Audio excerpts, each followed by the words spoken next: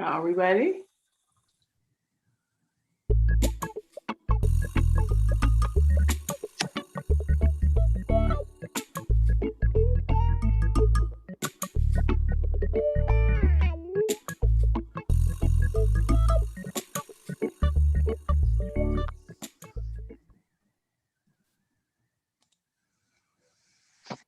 Ladies and gentlemen, it's a privilege and a pleasure for me to welcome you to the first in a series of meetings related to the public inquiry for the draft integrated coastal zone management plan and the draft order delimiting the coastal zone management area.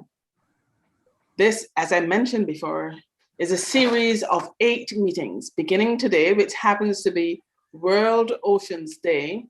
And we will take you around the island in those 8 meetings so you can see the plans and the policies that the Coastal Zone Management Unit, as well as our consultants, ICZM Cantabria from Spain, the plans that we have developed for the coastline of Barbados.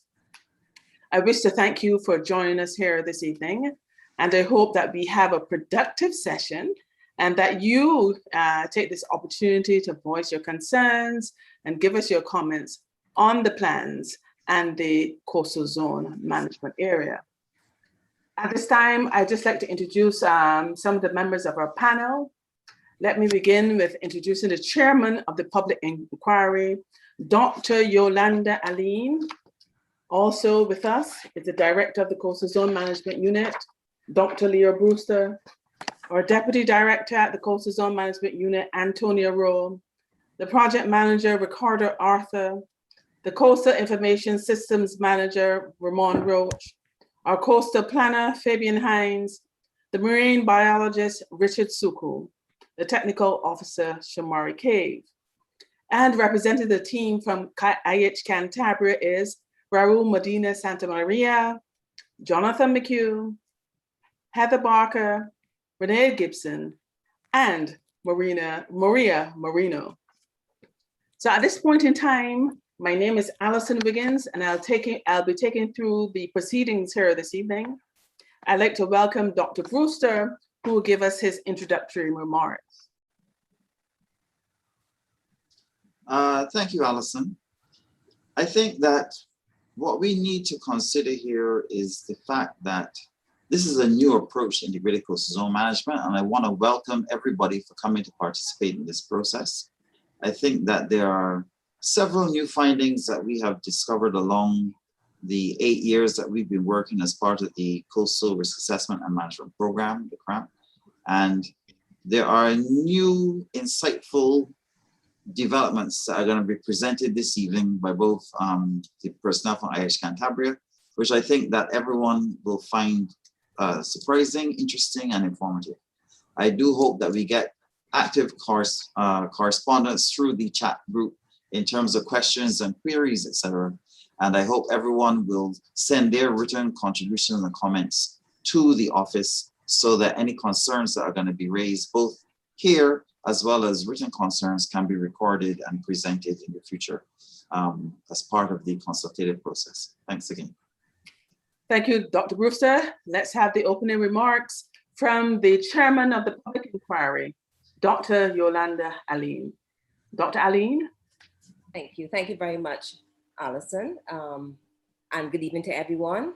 I just want to say that integrated coastal zone management is essential to Barbados, as healthy oceans and coastal areas are vital to our economic future. And this draft plan is really timely in the context of increasing climate and disaster risks, and combined with increased coastal development and intensive use of our marine areas. Now is a very important time for everyone to get involved in the integrating and coordinated management of our coastal areas. And we, the general public and key stakeholders, are custodians of the coast. And this consultation process is an important opportunity for everyone to get involved.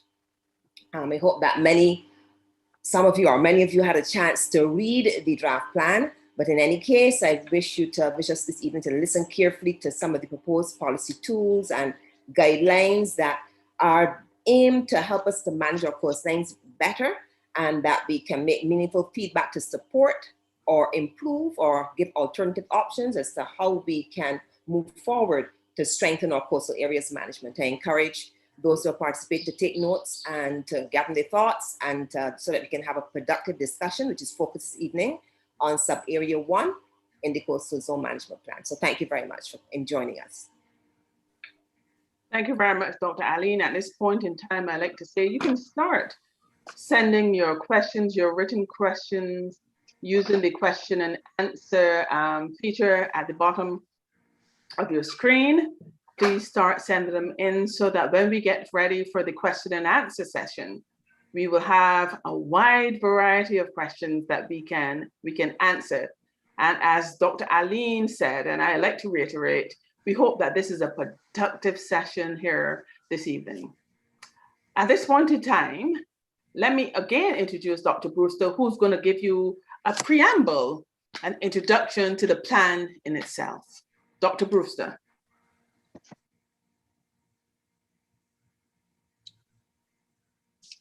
Hi, great. Thank you, Alison. I think it's important that people understand where we've come from and where we're going. So what I'm going to try and do is I'm going to try and give you, in essence, the brief history of the Integrated Coastal Zone Management Plan and Integrated Coastal Zone Management process that has taken place in Barbados over the many years that coastal has been around, over 35 years plus now. So in essence, the first Coastal Zone Management Plan that we had was generated in 1995 for the west and south coast of Barbados, coming off of the pre-investment and feasibility studies executed by Delcan Consultants. At that time, it was a compilation of all the information that had been gathered as part of that study, and it was built around trying to determine how best we can start looking at effective management of the coastline. We did some pilot project work as well to look to see how different structures can be applied in different areas for the benefit of shoreline stabilization. Coming out of that, we also looked at the documentation of reef locations, coastal engineering structures, water quality, marine ecosystem health issues, and beach change monitoring, which has always been the bedrock of all of the work that we do, and identification of new locations for beach monitoring. We then rolled into the 96 to 98 study, which was done by Halcro, where we looked then entirely at the east coast of the island, and we tried to in essence, within a 2-year framework, comprehensively assimilate all the information that we could on that section of the coastline, stretching from Maycox Bay around the east coast to South Point, with the intention of seeing how best we could generate a plan that would be reflective of all the information that was collected. In doing that, what we were able to do was we comprehensively documented information on the active areas of erosion on the East Coast. We looked at the land use planning system considerations, issues that were starting to occur in terms of cliffs and cliff failure, and also how through the plan we could then identify the working and functioning organizations and entities that were actively involved in integrated coastal zone management, identify what their roles ought to be and should be, and where they were functionally taking place. And then we move forward to try to see how best then the linkages with coastal could be strengthened with those agencies, while ensuring that the public would get to know what agencies were responsible for where. We looked at the identification also of key priority areas for integrated coastal zone management, and this covered the full spectrum. We looked at the areas that dealt with physiographic conditions, water quality issues, geographic conditions. We divided the coastline into the 8 coastal sectors that now define our coastal space, where from that study, we were clearly able to differentiate 8 independent sectors of the coastline that have no relation to any other. I mean, that is very unique for a small island state that we have of this nature, okay? The beauty of this study also was that it generated 3 reports. The first report was the policy framework document. The second report was the Atlantic side, or the Atlantic Coast Integrated Coastal Zone Management Plan, which documented all the information that was presented there. And then we were able to get the consultants to generate an equivalent West Coast study following the same format, layout, and guidelines as the East Coast study, so that they would be comparatively easy to compare and structurally sound in terms of their presentation. In doing that, then, those three reports led to what we then thought was a way forward for the best approach to integrated coastal zone management for the island. Since then, that plan was in draft, by the way, but it never really and truly was able to be carried much further because there was a lot of activity that was also going on in Barbados' space at the time. And we rolled into the Coastal Infrastructure Program, which carried us in essence from 2002 almost to where we are right now, up to about 2009. And then after that, when we did all the Richard Haynes Boardwalk, the Coastal Access Way, and some other more detailed studies of the coastline once again, we then decided that it was essential for us to start looking now in a broader spectrum at the considerations for climate change incorporation into coastal risk management, into coastal zone management. And coming out of that was the study that we're presently concluding, which is the Coastal Risk Assessment and Management Program. And out of that comprehensive study, there were several components that assisted us in terms of identifying the way forward. It identified the need for climate change considerations to be now integrated into our ongoing activities, and the need also for disaster risk reduction considerations to be done. So we looked at the overall approach and requirements, including the development of what we call National Coastal Risk Information Planning Platform, which has all the risk, vulnerability, and hazard data assimilated into one platform for our use to assist us with our assessments of the coastline. Now, people may ask why the update is needed, but the reality is that because as part of a modern coastal management delivery model, we now have to look to see how the issues of climate can be more streamlined into the ongoing activities of the work we do at coastal, and more importantly, is becoming a pervasive approach across government to recognize the significance that climate change is playing into the Barbadian space and the activities that we now have to do. So the delivery model that we've taken has improved our understanding of coastal risk and the procedures for infrastructure and non-structural adaptation measures that need to be implemented. And this is how we plan to roll out a risk-resilient integrated coastal zone management process for the future, or for at least the next 10 years, because the plan is 2020 to 2030. But it must be remembered that it is not a simple task. The key differences between the two plans, if you get a chance, and I've asked you to go and take a look at the our website, is to look significantly at the guidance strategies that were done in 1998 versus what we have done now in 2020, where through adopting integrated disaster risk management and climate change, we have presented a more supportive and effective role that coastal zone management will play in the coastal planning process. We've also looked to focus on improving the capacity of the coastal zone management unit to integrate those climate change considerations into the process, and identified new reporting structures for monitoring and evaluation of the achievements of the plan. Now, this was something that is totally new, because in the last plan, there were opportunities for it to be implemented and rolled out, but it never was clearly streamlined in the manner in which it is in this plan now. And I think that's a great benefit to us. The intended impact of the plan is to focus on the concept of the island systems management approach, which in essence is the ridge to reef. We've always done that as coastal, but I think it's more streamlined into the process now within the plan. And it focuses on the protection of the resources to reduce impacts of climate change, as I've been saying before, and increasing the identification of our more manageable boundary area for the space that we're now calling the coastal zone management area, right? In the past, we had one large coastal zone management space that we were saying we could effectively look to see the associated impacts and activities taking place within that space and see how it could be managed and coordinated better. But now, after almost 20 years, we've recognized that we need to scale it down and focus on what in essence is going to be the coastal management area. And then we're going to have a zone of influence that can impact on that management area. And that zone of influence stretches from, in essence, the landward component right into the coastal space, and from the seaward, the outer seaward component into the coastal fringes.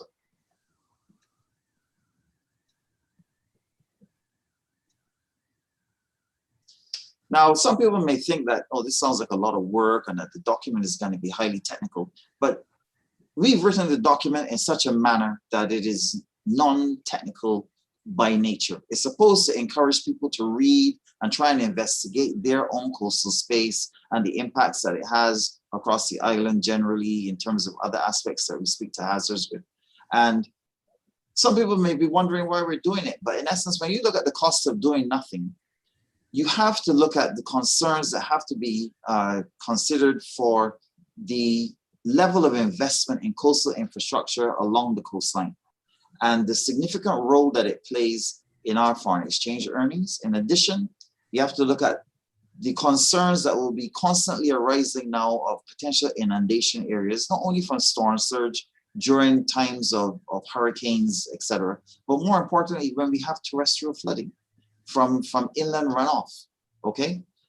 These areas now, having been identified, are now going to become more mainstreamed in terms of looking at the development considerations that have to be applied to new developments that are coming forward. The mitigation measures that have to be agreed on and developed as part of any policy framework going forward have to also be integrated into this process. And when you read the policy framework document that is also on our website, you will see that we've tried to be as broad-based but pervasive as possible to try to encapsulate all the areas of consideration that we now consider as coastal to be a key priority for us. The new key policy outcomes are in essence focused on 6 main areas. The first one is sustainable economic development is achieved. The second one is coastal resources are protected and effectively managed. The climate change and disaster risk adaptive capacity is strengthened. That's our third outcome. The integrated coastal zone management is delivered through a coordinated governance arrangement, which is something that's happening now, but we're trying to make it a little more formalized in the approach that we take to having that achieved, because everyone has their own priority. And therefore, while it's useful to have the level of linkages associated with those persons in the coastal space, sometimes you need a little bit of black and white on a paper to indicate that, yes, you have a role to play. And the fifth outcome is the capacity for ICZM delivery is strengthened for all the relevant sectors. And the final one is research, understanding, and knowledge outreach is increased, which means that once again, we're going back to our earlier roots when we were looking at community involvement and public participation in this process. I think that when you look at it, you're going to see that the plan has 4 main components. The first part of the plan sets the scene for risk resilience. The second part looks at creating an adaptive pathway. The third one looks at the national guidance strategies that we as coastal have to start looking to seriously implement, and there are 10 subcomponents to that. And then the last component is the actual sub-area action briefs that describe the main themes for each sub-area, the sub-area descriptions and their context, the main issues and strategies to be observed, and the development planning setback requirements for each sub-area, and action briefs that require immediate attention in the short, medium, and long term. I think that when you read the document, you will realize that it is a document that can be effectively used. As I said, we're looking for your comments. We've tried to make it as user-friendly as possible because it can be used as a reference document by all. It's available on our website. and I hope that you spend the time and look through it. The plan presents the methods for redefining the boundaries of the coastal zone management area. It sets up the integrated approach for coastal zone management to integrate at its core, climate change adaptation considerations, as well as disaster risk reduction, disaster risk mitigation. And we've been working a lot more closely now over the last 8 to 9 months with the Department of Emergency Management to strengthen the type of linkages that we have had in the past through the Technical Standing Committee on Coastal Hazards, but we're now starting to ramp up how that is going to work. The island systems management process is still at the heart of how we view Barbados, because you have to remember that something happening inland in the central part of the island can hit the coastline in under 2 hours sometimes, whether it be rainfall, whether it be ashfall from even the landfill, etc. So you can have a situation where all these considerations must be factored into how we view the interconnectivity of the coast from ridge to reef. And that is what we're going to be working to ensure we can roll out as the plan looks to move forward, using the latest knowledge and science to help us guide us as coastal forward. Thank you.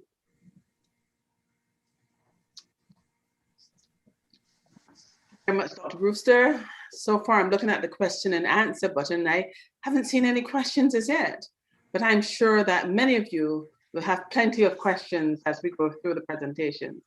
But if you start to have questions, please send in your question using the question and answer button at the bottom of your screen. Let me now introduce the quick poll, in fact, so that we can see if you're listening. There's a quick poll which will be done by Jonathan McHugh, who's the team leader on the part of the consultants IH Cantabria. Jonathan, please introduce a quick poll. Thank you, Alison, and good evening to everybody. Yeah, my name's Jonathan McHugh. I'll be giving 3 quick 10-minute presentations to set the scene, but like Alison said, we want to make sure that you're not getting stuck into your evening meal quite yet. We have some questions, so you'll see on the screen 4 quick questions. The first one is really to get to know who's in the audience, and also to know the knowledge of how well people are appreciative of the plan that Dr. Brewster has communicated to you. So we action everybody listening to provide their answers to this very quick question. Are you aware of the current ICZM plan for Barbados that was written by Hal Crowe in 1998? And a very simple yes, no, or uncertain is what we're looking to ask you to complete.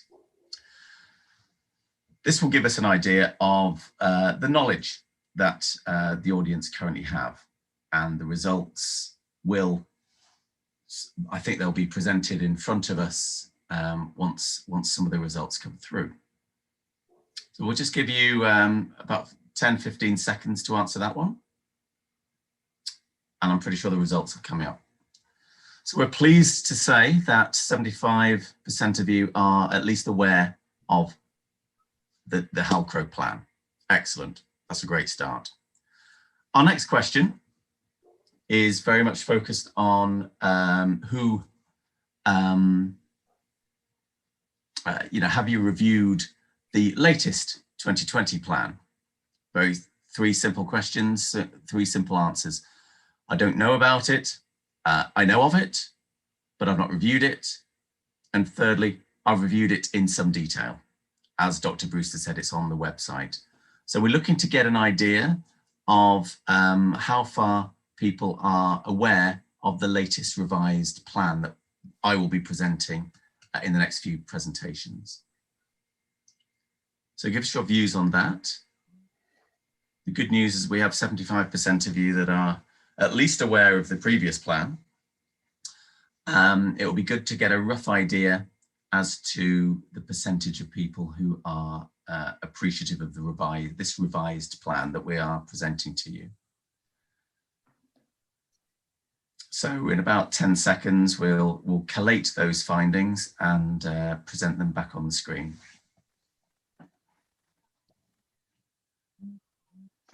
And the results are telling us that majority of people say they're aware of it, but really haven't had the opportunity to review it. So that's an important finding, just to sort of make sure that people are aware of how to access that plan online in the public libraries or at the offices of CZMU. A third question is linked to what your personal key coastal interests actually are. This gives us a flavour as to the stakeholders that are present in tonight's presentation. So do you use the coast for personal recreation? Do you actually live on the coast? Or thirdly, is your business reliant on the coastal resources and the protection of those coastal resources? So again, a quick poll of those will give us an idea of the usability and the stakeholders that are present this evening.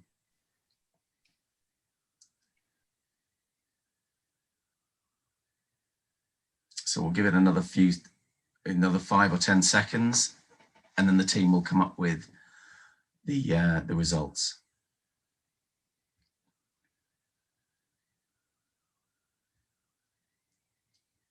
And the results are telling us that we've got a pretty even spread here. So we have majority of the people using the coast for personal recreation, but again, importantly in tonight's presentation, that we have a good third of you living actually in sub-area 1 or living on the coast, and approximately a third of you are reliant on valued and protected coastal resources for your business. I think we have a fourth question. The final one for now is we're just trying to learn about you, and we just want to know what type of stakeholder you currently are. You have 4 choices: either a member of the general public, you work for the private sector or represent the private sector. Thirdly, you work for or are engaged within a public institution in Barbados. Or fourthly, that you are a member of or part of civil society and are represented by a non-government organisation. This gives us a good idea, and we're doing this 8 times to get a flavour of the representation at the 8 events. So give us your personal perspective on what your stakeholder grouping is, and for everybody's benefit, we'll show the results before I move into my 3 presentations to set the scene. And it's looking like, again, we've got quite a good spread, roughly a third each of general public, the private sector, public institutions, and we've got, at least we have representation from non-government associations. So thank you for that. I will now share my screen, and this will identify the first of 3 presentations. The first one is going to be designed to ensure that we're all on the same page with regards to global and regional significance of climate change and how this may manifest itself in terms of local disaster events that may present themselves in this or other coastal sub-areas of Barbados. So as you well know, our dialogue these days has regrettably been overtaken by COVID-19. However, this pandemic is not the only global threat that we face that's running in parallel, and that is that climate change continues. And your island nation, along with most of the countries in the Caribbean basin, are small, but the region remains large, particularly in its diversity and its historic contribution to global economic wealth. In fact, all Caribbean nations perhaps need to see themselves as predominantly large ocean states as opposed to small island developing states. Barbados, for example, has an exclusive economic zone that's 424 times the size of your terrestrial space. So you're truly more blue than green, which is highly relevant today on World Oceans Day. As a consequence of this, Coastal communities in particular around the world are facing real climate change enforced disruptions to their manner of living, their ability to continue to inhabit their land, and from this, ability to sustain their livelihoods. So with reference to the climate story, as this first presentation is, you as Caribbean people are therefore at the forefront of this planetary threat. Your communities and businesses remain acutely vulnerable to the dangers of rising seas and other impacts that are accelerating with climate change, constituting a real risk should the global average temperatures exceed 1.5 degrees Celsius. So at a regional scale, the Caribbean Sea represents the second largest sea in the world. And as you can see on the slide, the region spans the expanse of water from South American mainland to the southern tip of the United States of America. So you're also in one of the most active tropical cyclone regions in the world. And you're also facing increased health challenges as a result of climate change. So powerful tropical storms and hurricanes, damage to reef and fisheries, worsening droughts, and sea level rise all are threatening the natural defenses of your large ocean state, which is forcing Barbados as a nation to navigate a new reality. So I come on to this issue in more detail quite soon. But latest projected warming trends of between 1 degree and 5 degree are being predicted by the Caribbean Institute of Meteorology and Hydrology, which I'm sure you're aware is based in Husbands and St. James's Parish. And this has been confirmed by the increasing frequency of heat waves being recorded within the region during 2020.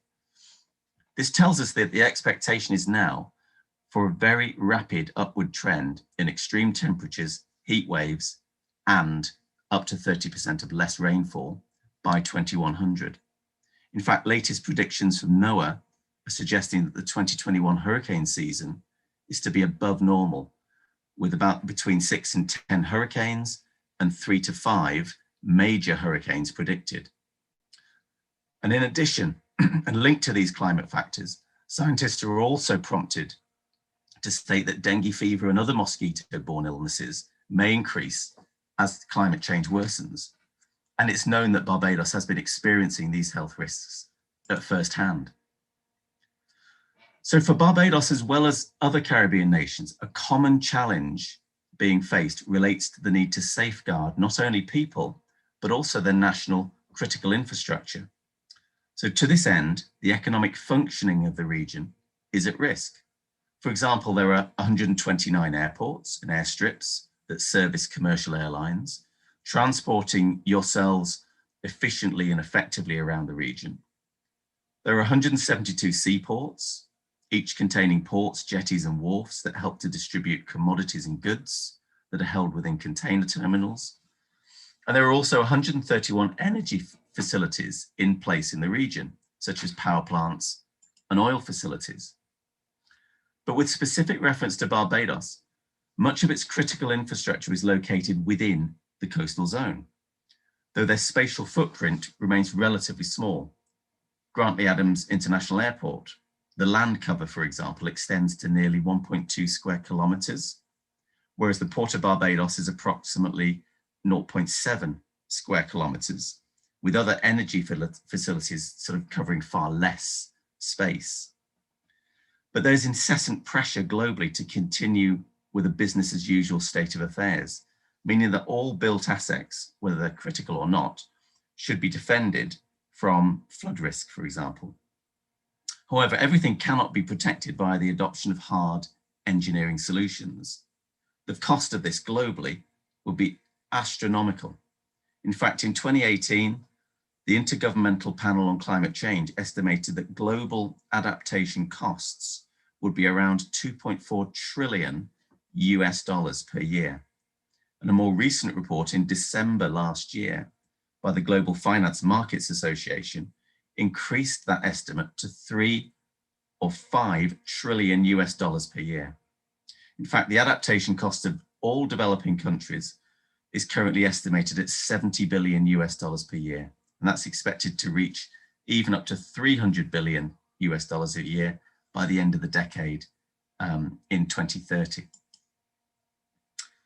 So the Coastal Zone Management Unit over the last 20 years, as Dr. Brewster said earlier, have been studying the effects of climate change on the coast in Barbados for the last couple of decades.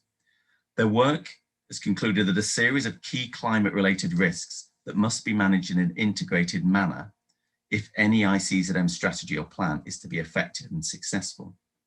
These include, and you can see on the screen, hurricanes or tropical storms, storm surges, landslides, coastal erosion, and sea level rise.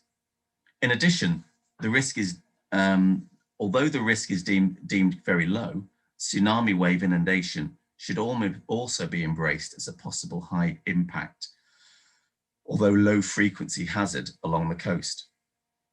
Awareness of these hazards alone doesn't necessarily immediately mean that pending disasters on the coast will occur, however. This is because a natural disaster only occurs when humans or nationally important critical infrastructural assets that support human occupation and livelihoods are jeopardized and subsequently lives are at risk. I mentioned Grantley Adams International Airport just earlier, and this actually is an interesting case example for how the ICZM plan has been designed. This is because adaptation planning depends heavily on what magnitude of a specific hazard, be it coastal erosion or sea level rise, is to be expected at any one location.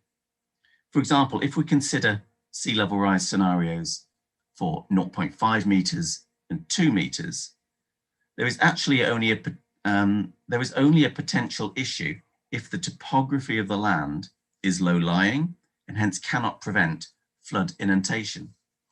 So here you can see 0.5 meters sea level rise, but the two slides which I'll show you now with a 2-meter rise show that there actually is negligible difference between the two sea level rise scenarios at this location. Hence the risk to the airport's functionality is significantly reduced. This, however, doesn't mean that the outcome is the same further along the coast, and I'll discuss this matter in more detail in the next presentation. So the climate and disaster story, therefore, needs to be understood in totality, and it is this which the revised ICZM plan is at the centre of. As can be seen in this slide, society depends on the effective functioning of a range of sectors, and these can be seen as different colours, notably yellow as financial, brown as infrastructure, blue as social services, and green as natural resources. And these sectors are all faced by a range of risks, including those related to tourism, which could be assets or finance related. National development issues such as manufacturing, health, educational or social service related, or cross-cutting risks. And you'll see that coastal ocean resources fall under this latter category. Hence, the whole ICZM planning process, which is being communicated to you this evening, is critical in playing a major role in delivering sustainable national planning outcomes for Barbados. This slide aligns the same sectors against the key climate hazards that I identified to you earlier, namely increased temperature, changing rainfall patterns, but perhaps most key to this evening's talk relates to changes in extreme events such as hurricanes, storms, and sea level rise. And the core hazards that require immediate, high priority attention, you can see in red. So the revised ICZM plan therefore recognises the importance of taking a holistic approach to adaptation and resiliency in order to respond to the impacts of climate change. This often needs to embrace nature-based solutions and natural ecosystems where possible. In fact, Barbados is already pioneering this concept through its Roof to Reef programme, which embraces a range of natural, terrestrial and coastal resource types. And this actually represents a valuable sustainable development model that's being adopted for the next decade or so, which has already identified at least $1 billion of integrated projects across the housing, energy, waste and water sectors, thus representing a truly transformative approach to lasting climate resilience. So what do we mean when I talk about coastal resources? And this is at the nub of the new revised ICZM plan? Well, these can include cultural resources that are specific to Barbados, such as North Point Lighthouse, valued seascapes, such as on the East Coast from Barclays Park to Bathsheba. Though more commonly, these are understood as being coastal habitats or ecosystems, such as beaches, coral reefs, wetlands, or coastal cliffs and caves. And protecting coastal resources, therefore, needs to be a national priority. In fact, experience from around the world shows that nature-based solutions can and should be proposed as effective, sustainable, and cost-effective alternatives to traditional engineering solutions. This revised ICZM plan is subsequently designed to embrace the range of integrated planning options that decision makers and planners will need to face in the coming years. So our next poll is devoted to capturing the key message of this presentation, and the outcome will help us to provide, confirm, or refute the methodology that we've adopted for the creation of the new defined coastal zone management area. So on your screen, you will see a poll, which I'm asking you to score, and I'm looking you to rank the importance of various coastal resources. So you can see in number 1, I'd like you to give a score for how important you think beaches and dunes are to Barbados. Ranking number 1 of minimal importance to 5 is very high. And you will see in this, as you scroll down, that there are 6 coastal resources. So I'd like you to do exactly the same for the 6, to give your view on the importance of the 6 coastal resources which are in the question. So I'll give you about 30 seconds to score your perspective on the importance, the ranked importance of these coastal resources. And the results of this will feed very nicely into my second presentation.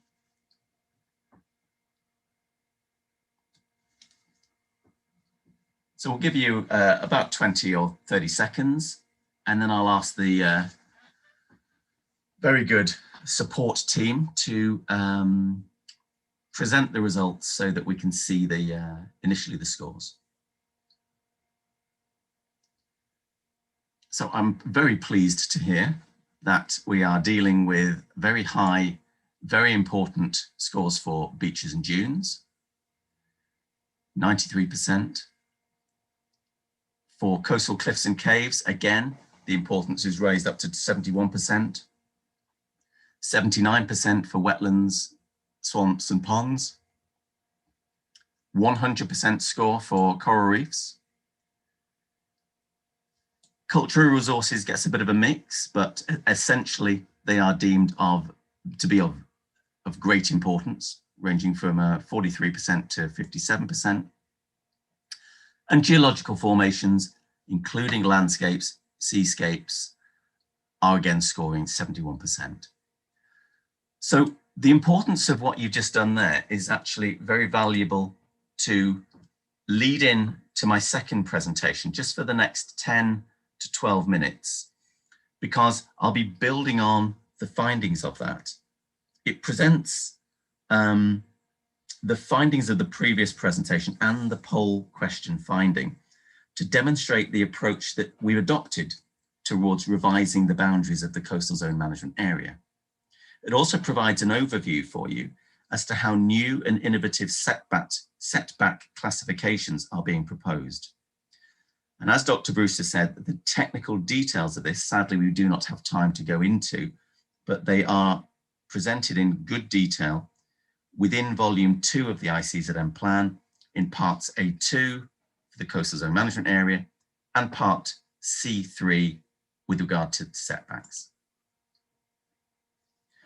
So the first question that he's posing is, why do we need a coastal zone management area? And the simple answer is that there is a formal mandate on the Coastal Zone Management Unit to protect coastal resources as defined within the CZM Act of 1998. It also helps to define the boundary or the geographic scope of the revised ICZM plan. So it sets it within context. And the intention is that policies, regulations, or advisories of relevance within the defined coastal zone management area may pay due cognizance to the ICZM plan and associated policies, so that development is planned or implemented to be climate resilient in nature, thus reducing coastal risks and ensuring the promotion of healthy coastal ecosystems, as I presented to you just earlier.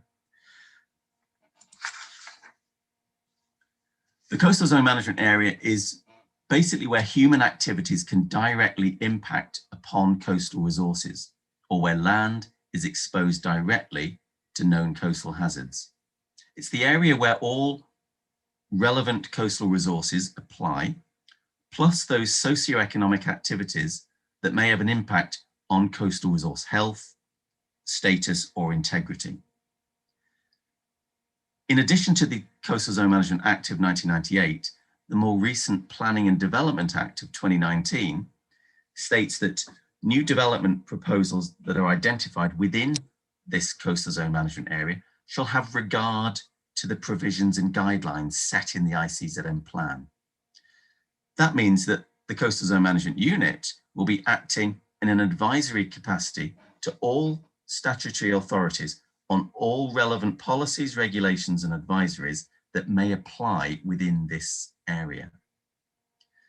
But what is critical, so you understand, is that it should be understood that the coastal zone management area is not the same as a development setback distance.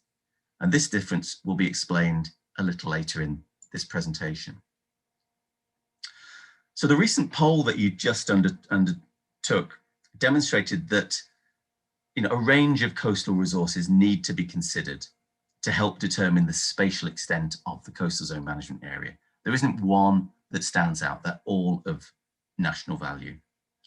So put simply, highly technical surveys and analyses that have been carried out by Coastal Zone Management Unit over the last decade or so have been used to help define this inland and offshore limit of the coastal zone management area. This is considered not only the geographic footprint of coastal habitats, but also the extent of these natural habitats, plus the cultural, geological, seascape, and coastal infrastructure. In tandem, this assessment has been analysed against latest coastal hazard information, again, as presented to you earlier, to determine the spatial extents of storm surge flooding, coastal erosion, cliff collapse, tsunami inundation, and sea level rise. And a set of detailed criteria that you see on the screen have been used to help determine the inland and offshore limits of each coastal resource. For example, you'll see in pink 2 boxes, and you'll see that for coral reefs, the criteria used is related to the extent of living shallow water coral reef ecosystems, which is estimated at being close to the minus 150 meter bathymetric contour, whereas the defined coastal landscape protection area and national park landscape, as denoted within the Physical Development Plan of 2017, should command a 200 meter inland buffer from the coast. So what does this mean? The outcome of this new analysis work is that the coastal zone management area is variable in its extent around the country. Exact coordinates of this are presented now within the revised ICZM plan, and details of which are included as a specific order, which is entitled the Coastal Zone Management Area Boundaries Order of 2021. And this is included as part of the existing Act. You will see from the slide in green that the Coastal Zone Management Area has had its inland and offshore limits updated, which were originally established within the 1998 plan for the Atlantic and the Caribbean Seas by Halcro. And this is defined by specific longitude, latitude coordinates, each being 50 meters apart. So put simply, the landward limit includes key terrestrial coastal habitats and those areas exposed to coastal habitats, as I've already mentioned. This landward area also includes the minimum 30-metre setback from the mean high water mark, which is established within the physical development plan. It's noted by the red arrows that you can see that this differs from the approach adopted in 1998 by Halcrow, in that inland limits were commonly defined by coastal roads, which is especially observable in certain sub-areas, including tonight, but also in sub-areas 2, 3, 4, and 5. The seaward limit contains key marine resources and habitats, plus protected or restricted marine areas, areas of outstanding seascape value, and the surf zone, which is where active sediment transportation takes place that influences beach profile shape. Dr. Brewster mentioned earlier the zone of influence, and on the screen you can see that a separate zone of influence has also been defined, which is new to this plan, and it extends from the seaward limit of the coastal zone management area out to the 12-mile territorial limits for Barbados as that deep blue colour. Here, the role of the Coastal Zone Management Unit will be to raise awareness on marine developments to both the public and private sectors, civil society, and the general public, or where future consideration of an offshore activity is being raised. Blue economy strategy, which you may know is already currently underway in Barbados through the ministry. This may help to provide advice on the development of joint initiatives to promote conservation and sustainable exploitation of coastal resources within the zone of influence. So before we move on to discuss my final, this new approach for setbacks, we just want to pose one more simple question on the coastal zone management area, and you can see it in front of you. The question is, do you, based on my presentation, do you have a feel for an agreement on this new revised delimitation of the coastal management area compared to how this was defined in 1998? And you have a few options. The first one is yes, I agree with I understand the reasoning and agree with it in totality. The second one is yes, but in parts I feel that the coastal management area is too wide, either inland or offshore. Thirdly, yes, I agree, but in parts I feel it's too narrow, inland and offshore. And the final two are no, I'd prefer to stick with the 1998 line, which followed coastal roads. Or finally, you have no view either way. So I'll give you 10, 15 seconds to give your perspective on that, and we'll have a look at the general results that come out.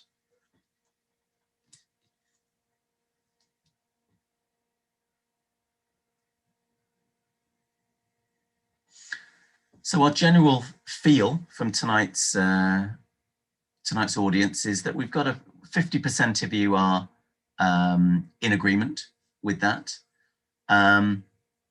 We have 25% feel, yeah, they do agree, but it's possibly a bit too wide.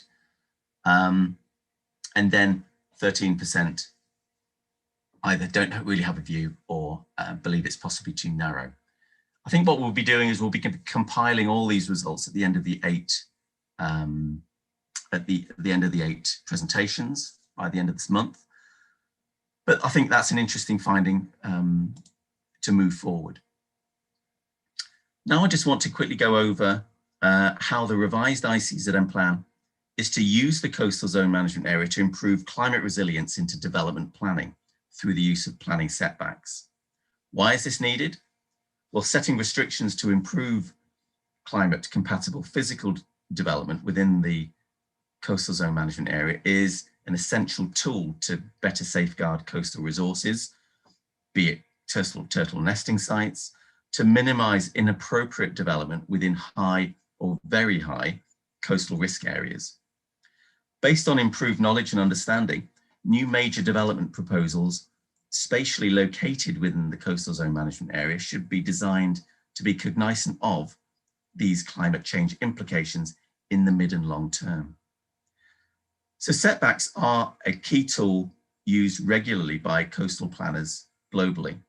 They refer to areas where development is restricted or where specific conditions or provisions are imposed or applied to ensure the safety of structures, persons, and wider communities, especially in the context of climate change.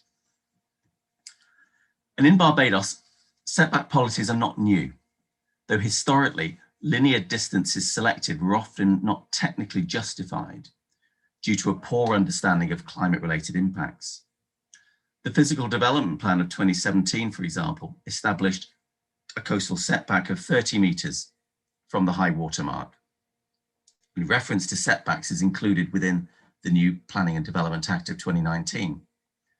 However, whilst both articulate the strategic policies and regulations for physical planning and land development in Barbados, and whilst areas susceptible to coastal flooding are also addressed within the PDP, no formal coastal flood inundation extent distance actually exists, and hence setbacks, and nor are sea level rise projections considered in detail within the PDP.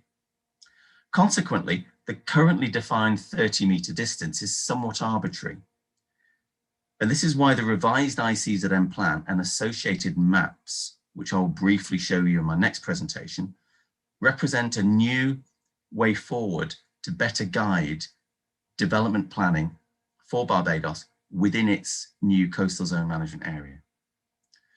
What the revised ICZM plan is now able to offer is a suite of revised setback distances and categories that are not only dictated by improved scientific understanding, but it's designed to encourage development to take place even within defined limits, so long as they comply with necessary environmental impact assessment regulations and that technical studies that are deemed necessary are completed.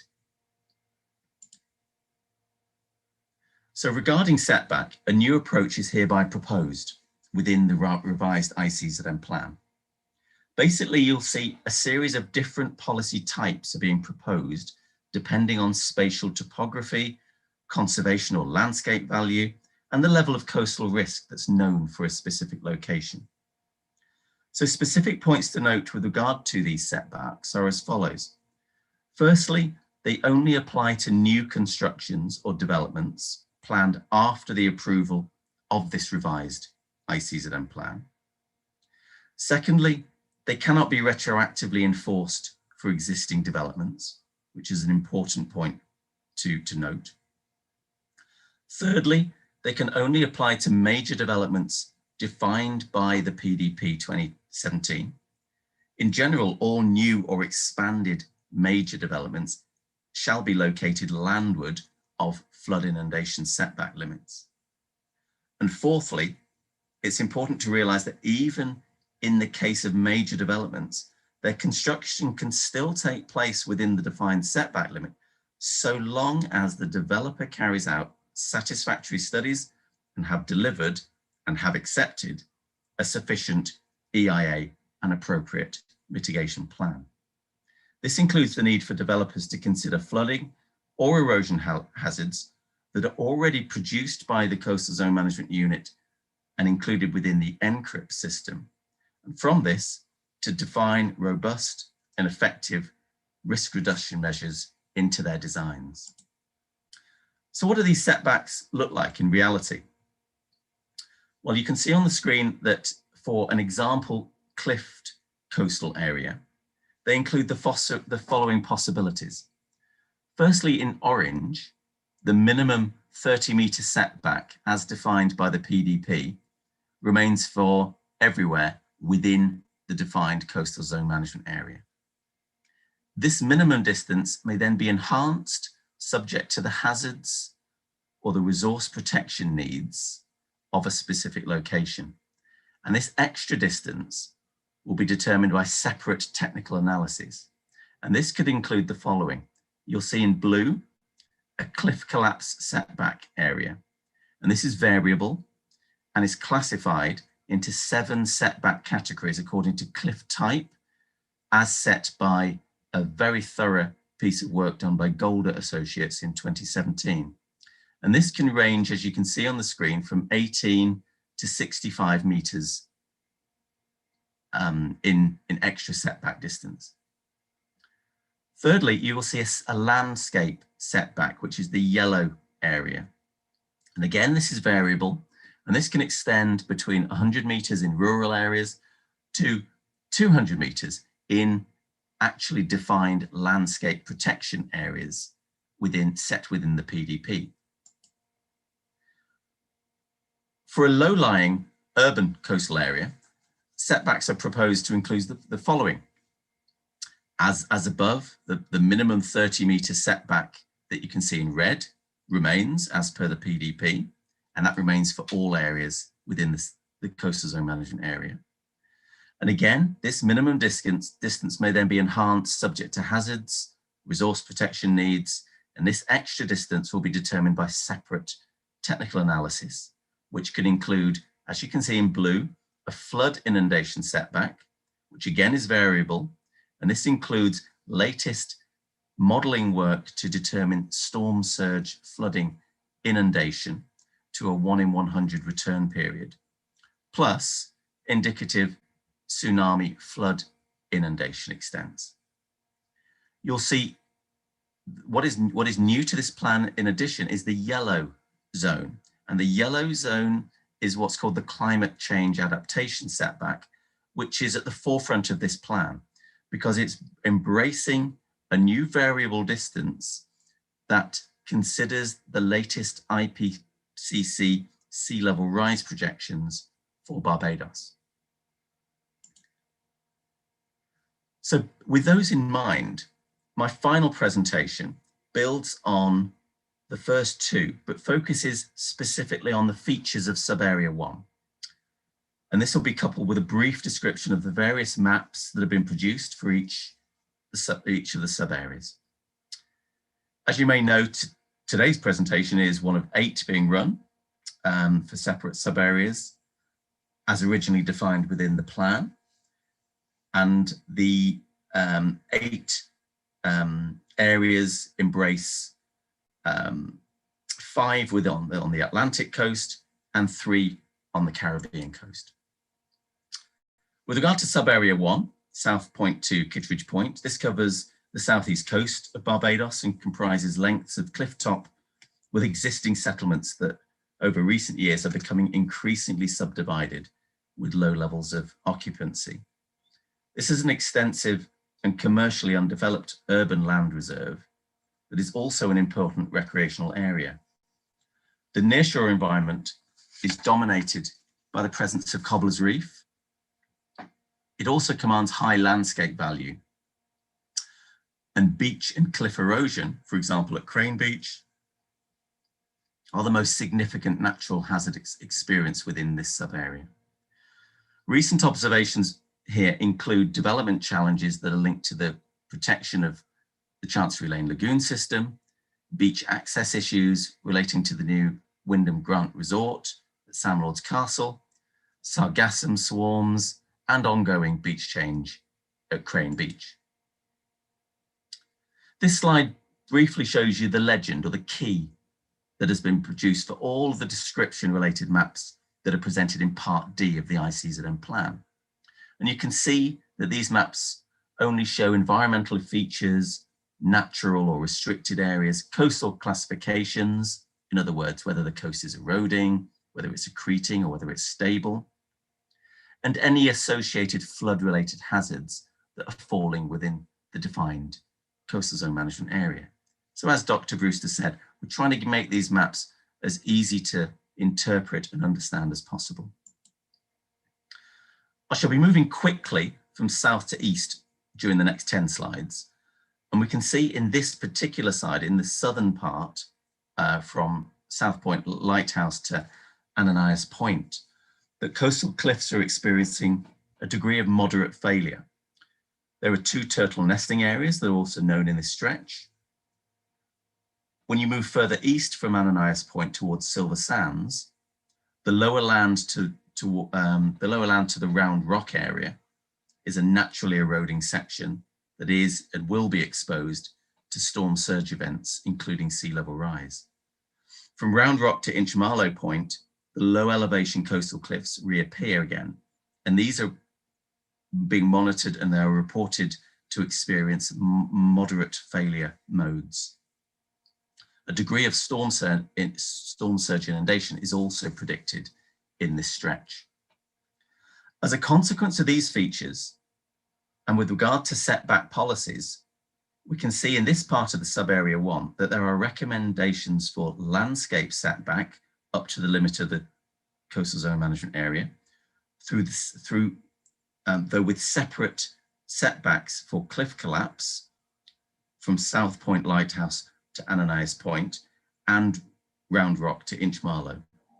In between, you'll see a combination of flood inundation and climate change adaptation setbacks that are being proposed up to the inland limit of the coastal zone management area.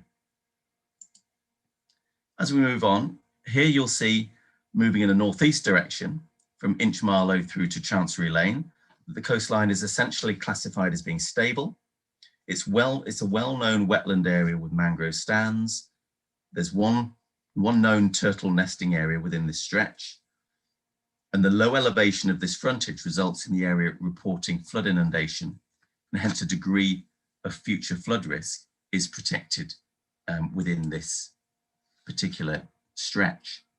So as a consequence of these features, and with regard to specifically to setback policies, you'll see in this part of sub-area 1 that there are recommendations for landscape setback up to the limit of the coastal zone management area.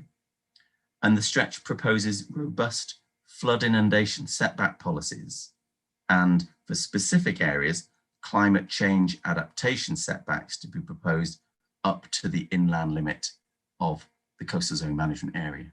And you can see that in the deeper blue colours. Here we can see, as we move further northeast from Chancery Lane, the coastline changes to be a coastal cliff that experiences medium cliff failures, though in parts, notably close to Paragon, Spencer's and Salt Cave, that cliffs are experiencing very high cliff failure frequencies. Natural vegetation predominates along this stretch that is fronted by patch reefs offshore. As a consequence of these features, and with regard to setback policies, we can see in this part of sub-area 1 that there are recommendations for landscape setback and cliff collapse setbacks along the whole stretch of this coast. This stretch is quite complex as a consequence because of the range of features which are apparent. From Salt Cave through to Oliver's Cave to the south, coastal cliffs predominate, which are experiencing moderate cliff failure. Between Oliver's Cave and Cobbler's Rock, a more natural beach-fronted shoreline occurs at Foul Bay, which, as you may know, is subject to storm surge inundation at times. This then leads onto another cliff section up to the Horse, which experiences very high cliff failure episodes. Between the Horse to Beachy Head contains Crane Beach. And as we all know, this is renowned for its vista, beach recreational value, and also as turtle nesting spot. Cliff failures occur northeast from Crane towards Dawlish. As a consequence of these features, and with regard to setback policies, we can see in this part of sub-area 1 that there are recommendations for landscape setback, cliff collapse setbacks along the whole stretch, and flood inundation setbacks for Foul Bay and the Crane Beach stretch. This final stretch from Long Bay to Kitridge Point again represents a mix of cliffed areas that experience moderate or in places very high failure events, with pocket beaches at, for example, Sam Lord's Castle and Bottom Bay, which are more exposed to storm surge inundation and hence coastal flood risk.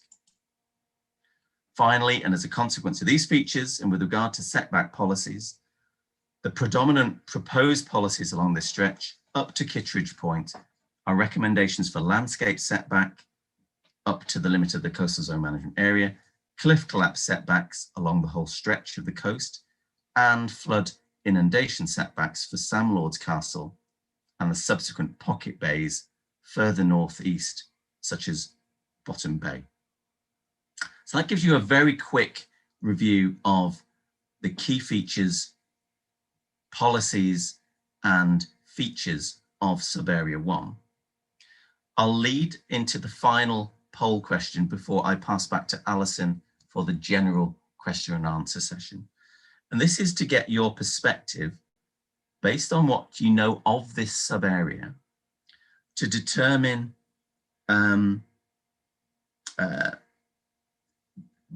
what sort of interventions are deemed most appropriate for this sub-area. And there are three choices. We either have an engineering hat on to say that new engineering, whether it's hard, soft, or a mix of the two, are needed to support the protection, rehabilitation, and management of coastal habitats. You have an option for new social measures that support improved vulnerable community resilience to coastal habitats and coastal hazards.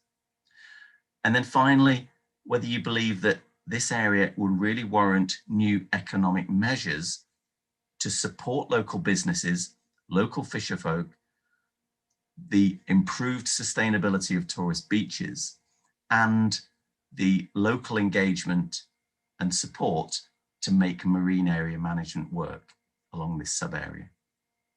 You may wish that all three are relevant, but for now, give us your perspective on that, and we can use this as a platform for the question and answer session for this particular sub-area.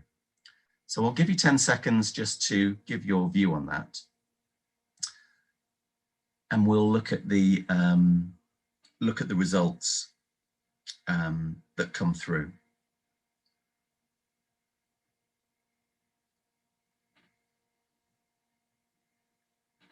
We've got an interesting response, but the majority seem to think that this is not necessarily an area that requires engineering interventions to be at the forefront. And a lot of people think that a lot of this is going to be to do with community resilience, community opportunities in order to enhance the message which is being placed within this revised ICZM plan. So I want to thank you for that. And based on that, I'll pass back to Alison, who will open the next session of the presentation, which is our question and answer session. Thank you. Thank you very much, Jonathan, for an informative set of presentations there for sub-area 1. At this time, we'd like to open our question and answer session. Any questions that you have will be welcome and will be answered. I have one question so far, and it says, there are several questions, in fact. Dr. Brewster mentioned that there are 7 aspects of Barbados' coastal space. Please elaborate. Dr. Brewster, this question is directed to you. I think what the person was asking really was in connection with the 8 sub-areas of the coastline, where each sub-area is uniquely different to every other area around the island. So the real intention is that through the plan, we're trying to capture the different characteristics of the coastline and their uniqueness and why setbacks are now scientifically being driven towards implementation, okay? In the past, we would have had a situation where there were standard setbacks that were almost generic in nature that were applied all over the coastline.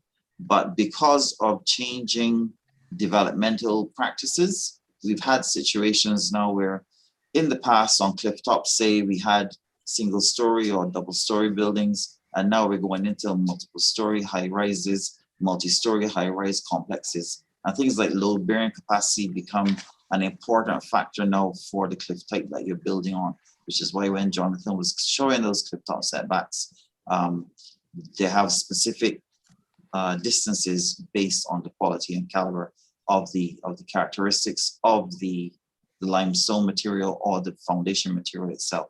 Same thing applies for beaches, etc. So through the plan, we've identified these 8 sub-areas, and we're hoping that people will better appreciate the significance of those zones themselves, as Jonathan has clearly depicted in this first one. You can imagine what the other ones are going to be like as we move along the East Coast and come right the way along to back to South Point again. I hope that answers the question. Thank you very much, Dr. Brewster. I have another question. What does this plan mean for the average person? What does this plan mean for the average person?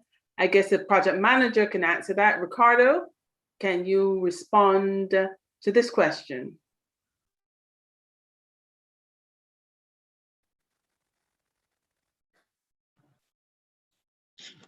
Hi, good evening, everyone. Well, it's important to know that the plan is a part of a new toolkit that we have. It's a new tool in our toolkit. So it's not being used in isolation. So the benefits to the average person, I think, relate to the resilience aspect. So Coastal is now adding, let's say, a new lens in relation to sustainable development, where we are actually carefully assessing how we show cost-benefit analysis and value for money and investments. We look at valuing economic resources and understanding very carefully how the benefit flows to society. So for example, it's not just a matter of beach space being protected. It's a matter of what does the beach mean economically to this country in terms of real dollars and cents, in terms of tourism revenue, in terms of cultural value. So to the average person, what you'll see is that we're looking to develop Barbados in a way that infrastructure is more resilient. And after a hazard, there'll be less time involved in recovery. There'll be less disruption to business. So that we reduce economic shocks. So we're going on a road now where it's not just about environmental protection, which is still our key focus, but it's understanding to how that is all tied into economic development, sustainable economic development. So there are a number of things. And one of the things the plan talks about too is opportunities for funding coastal projects.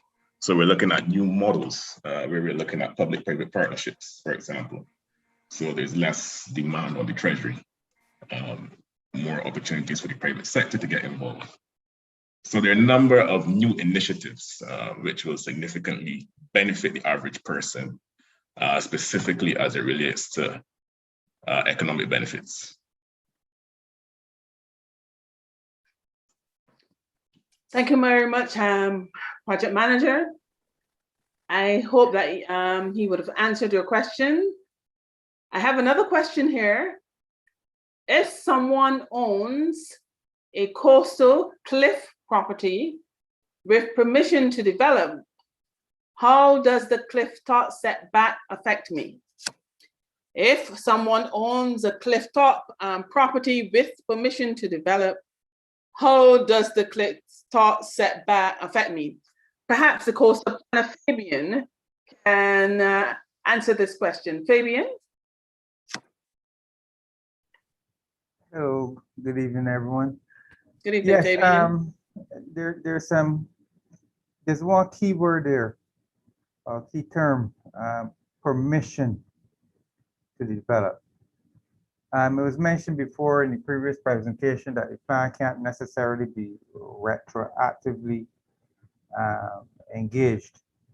So therefore, if someone owns property, the chief town planner would have granted, or the minister with responsibility for planning would have granted planning permission. That planning permission is in effect, unless it would have lapsed in 5-year period. But once it is active permission, that permission stands. So therefore, the new plan would not necessarily affect an application that has already, or development that has already been determined. Okay? If new development is being proposed now, subsequent to the approval of the new plan. And we received that application, the planning agency, coastal zone included. We would be assessing the new development proposal against the policies as outlined in the new plan. Okay, so therefore, if the development falls within a cliff top or beachfront area, we will be looking at the plan for guidance in terms of the recommended setbacks, with the express interest of providing the guidance to protect or safeguard the property against the impacts of storm surge, against the potential impacts associated with cliff failure. You get the idea. So to repeat again, if the application has already been determined, that is it, that person would have the approval to go ahead and develop those lands accordingly. But if new development is being proposed with our plan in place, the relevant policies would be recommended. And note that by nature of the fact that that development exists within the coastal zone management area, and it would have received the requisite approval from the minister, it therefore means that the unit would have already have issued its recommendations for consideration by the final decision maker. Okay? Thank you. Thank you very much, Fabian.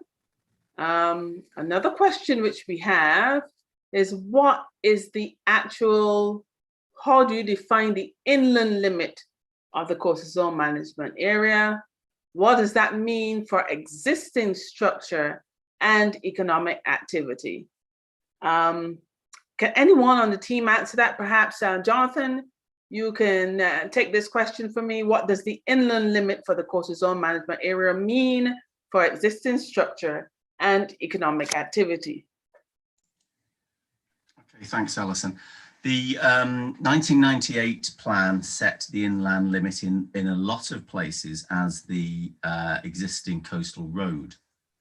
And the way that the new inland limit has been set means it does not necessarily use a physical structure as its inland limit.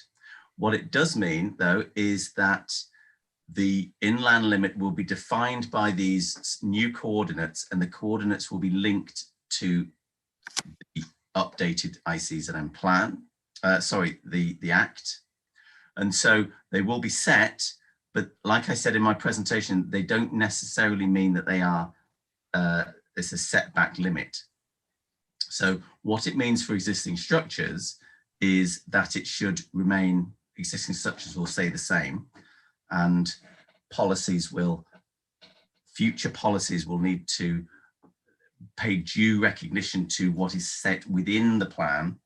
But as I said in my presentation, what's in the plan, as long as there are sufficient studies for future new developments, then it should have no major impact on existing structures that are either privately owned, nationally owned, but they will need to make sure that future developments or parallel developments on either side of a structure need to be reflected on the requirements of studies, assessments, and risk assessments to ensure that sustainable coastal policies will be delivered on the ground. So the inland limit will be defined by law, but it doesn't necessarily mean that existing structures will need to change their appearance or be managed in any different way, unless, as Fabian said, there is a need to undertake a closer analysis of a parallel development that's taking place in that particular area. I hope that provides a brief description of the situation of the inland limit. Okay, thanks, Jonathan. The questions are coming in very well. I'm very happy with the questions. There's a new one. With this new plan, will the requirement for environmental impact assessments be enforced more, regardless of the magnitude of the proposed development? I'll send this question to the director, of course.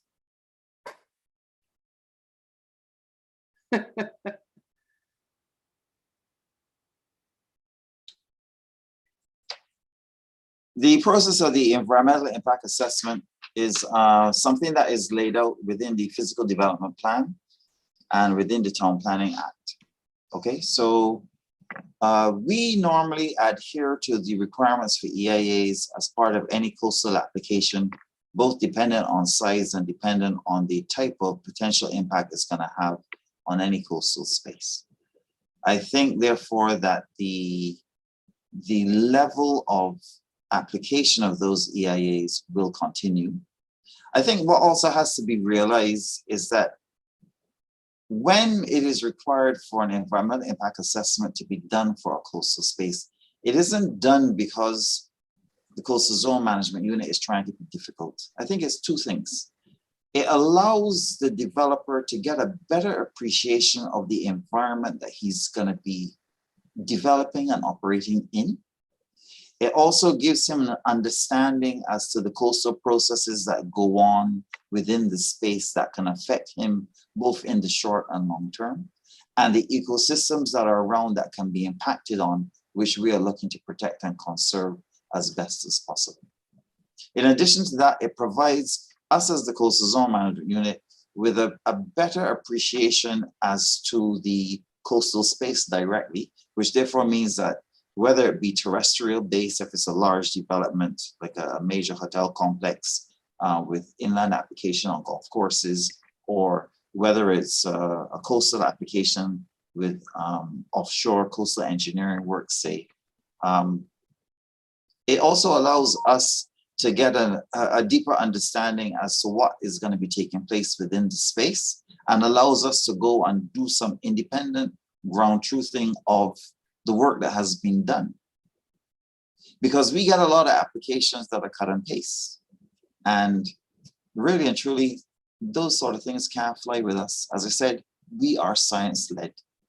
We are science-oriented. And therefore, we want to see good quality work coming in. And we want to also make sure, as I said before, that the developer gets a real appreciation as to the environment that he's working in. The picture that you see behind me is a calm West Coast day. Okay, that could happen 75% of the time on the West Coast. But when the swells are running, when we have storm waves coming in associated with depressions or Atlantic hurricanes, that environment behind changes and it becomes a brutal beast that you have to face. And people that live down in Prospect know the pounding waves of the 3-meter and 4-meter waves coming in when the spring tides are running.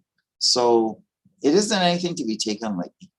I do think that the use of the EIA will continue to be an essential factor for the planning process. And we look forward to seeing high quality EIAs being submitted along the way. And more importantly as well, it must also be remembered, as we were talking about today within the office, that there's also a social component that must also be captured and represented within the environmental impact assessment process. So it isn't that you have a social impact assessment and an environmental impact assessment, but the two are supposed to be harmonized to clearly reflect that there has been some level of consultation with the public using the space near where you are, with the environs of the persons generally that operate in the area, etc. So they can get a real appreciation as to what is coming, Thanks. Thanks, Leo. I have an easy question. Where is cliff front setback measured from? The top of the cliff or the lower level of the cliff? I'll let Fabian, our coastal planner, answer that. It's a very easy question. He'll answer. Yes, thank you for your question, because it's something that many people seem to be a bit confused by when they submit their plans. In very simple terms, the setback is for cliffs is relative to the toe of the cliff. So, for example, we know that a cliff, if you're on top of a cliff, you can walk to the edge of that cliff. But at the very base of the cliff, where the limestone, where the rock interacts with the sea, with the water, it is at that interaction point you have the weathering, the wear, erosion of the cliff, particularly if it's limestone, and depending on the type of the cliff, where you can actually begin to get an undercut. An undercut meaning the very base of the cliff ends up being landward, located landward of the edge of the cliff. So the cliff becomes, this is the edge, and then the toe is right here with this cantilever section underneath. Okay, so the setbacks are relative to the toe of the cliff, not the edge. What happens is that this can fail and collapse, fall in those large boulder structures, rock fallacies that you will see in the near shore.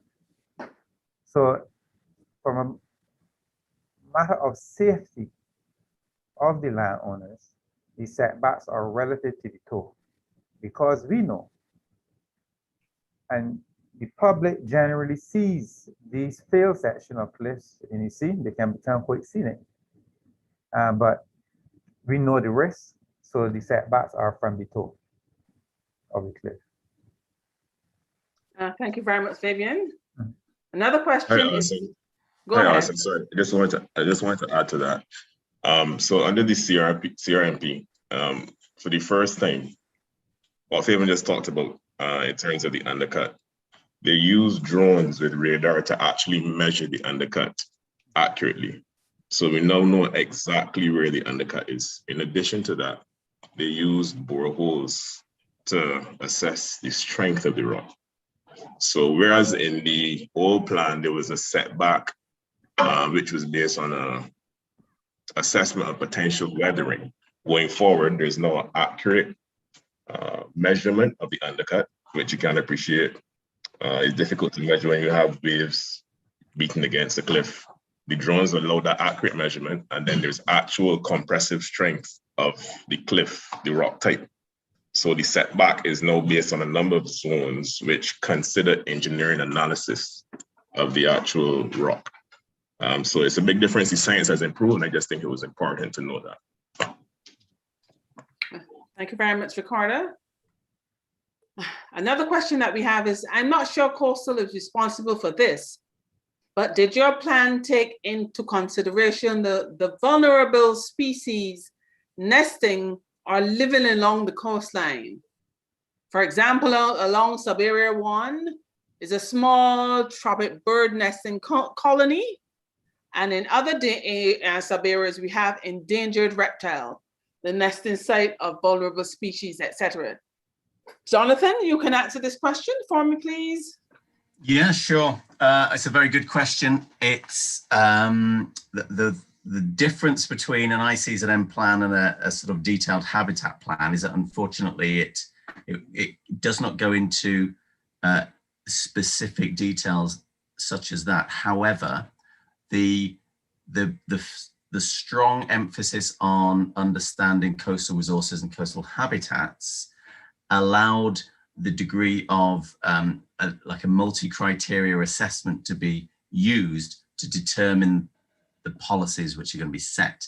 But the specific information on endangered reptile species would be captured by the presence of a known protected area or the known protected species in place. So yes, it would have been considered, but the specifics of the species are basically a little bit too detailed for the nature of the plan.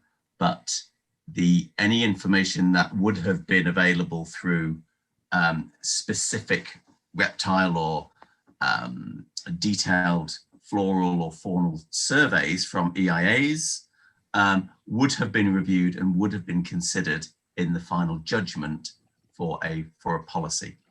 Where information has not been readily available, then it wouldn't have been considered.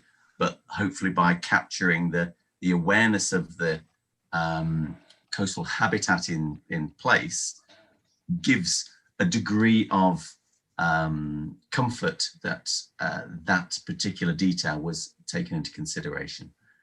If we can add, Alison, thank you, Jonathan. I would say even before this plan, we have been doing that. By nature of the fact of having, even though more formally, a landscape protection setback. Inherently, if you're protecting the landscape from an ecological perspective, you're protecting habitat, okay? So therefore, if I could give you an example, you mentioned reptile, but you didn't name the reptile, but I'm aware of the leaf-toed gecko, for example, that will occupy the coastal woodland in the area, I think is near Culpeper Island, all right? And that would have been a previous scenario where there was planned development, and the unit would have taken the necessary measures in its setback in terms of trying to protect the coastal zone, the coastal woodland that would have existed there as a habitat for a particular reptile that was mentioned. And that is a typical example. So therefore, when you have the environmental impact assessment process, environmental and social impact assessment, I should say, is the appropriate term to use. And as the director mentioned, the liaison with the community, other interest groups that would raise awareness within the context of planning that there is such a species that otherwise it may not be that may not be knownable, and that may be only existing in terms of community knowledge of the local communities there. This is how this type of information is captured. So by following the processes involving environmental and social impact assessment, and if the process works as it should, and the communities involved, or stakeholders as they're called, play their part by sharing their knowledge, participating in planned town hall meetings at the appropriate time.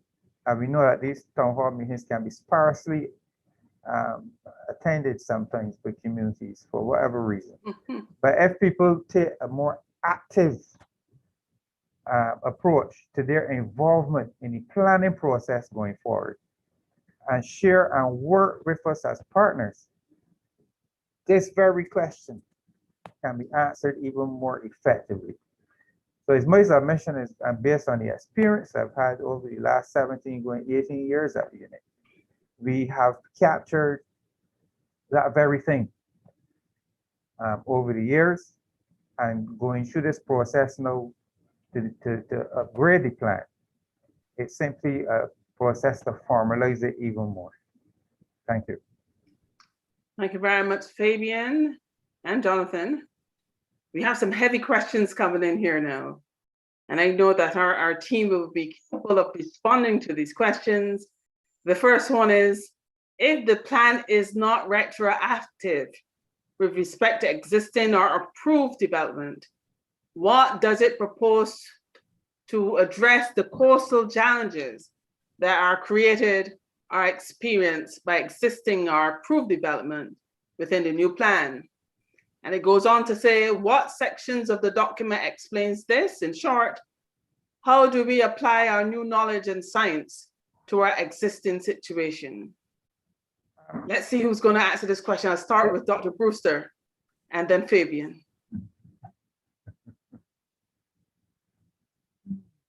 Curveballs keep coming.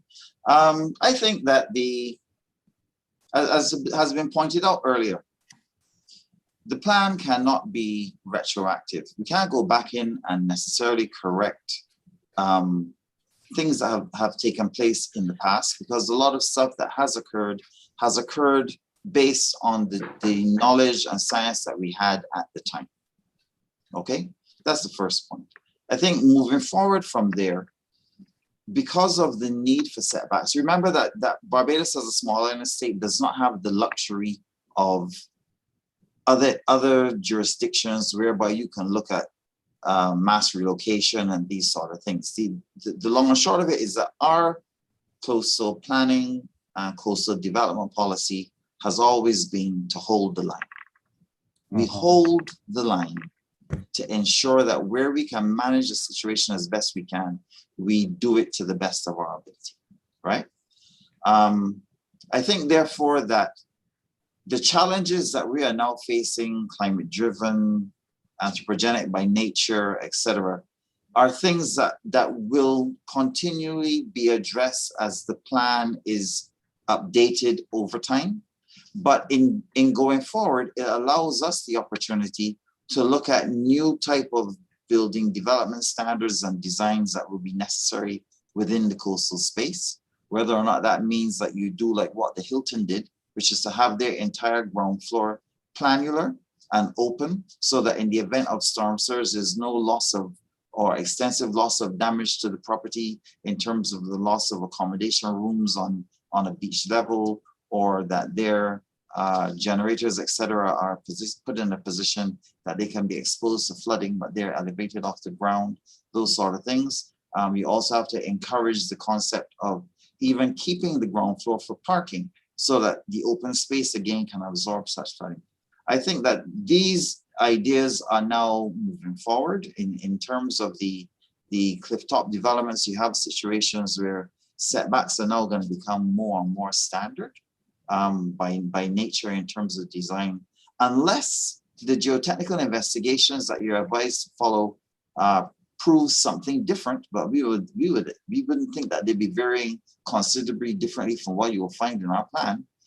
So therefore, safety perspectives and risk resiliency is going to be the guiding light forward for now, and it's going to be something that even when people are looking to renovate homes or build new, because on the West Coast we have the situation where people come, they buy properties, they demolish and start fresh. That constitutes new development, and as new development, it will have to conform to a lot of the planning policies and guideline stipulations that are presented in the plan.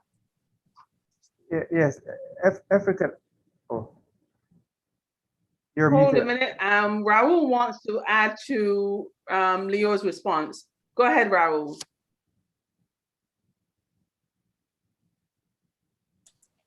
No, I wasn't. Was it you that said you wanted to respond to this question? No. Okay, all right. Well, Fabian, you will continue. All right, thank you. The question was asked of the plan. I felt there was a need to bring some clarity to the term existing development, because it was raised a couple of times now of what happens if there's existing development. There's existing development that may exist not only inside of the coastal zone management area, but within a recommended setback zone. If that existing development, let's say it's a house, is there, and the property owner has no desire to redevelop the property, there's nothing that can be done about that, okay? In terms of, because there's no development. It exists, it's a house, it may be a year old, it may be 400 years old. But if there's existing development that either the owner of the property now is seeking to redevelop, okay? In terms of development, in accordance to the definition of the town or country development plan or the new planning and development bill, that is different.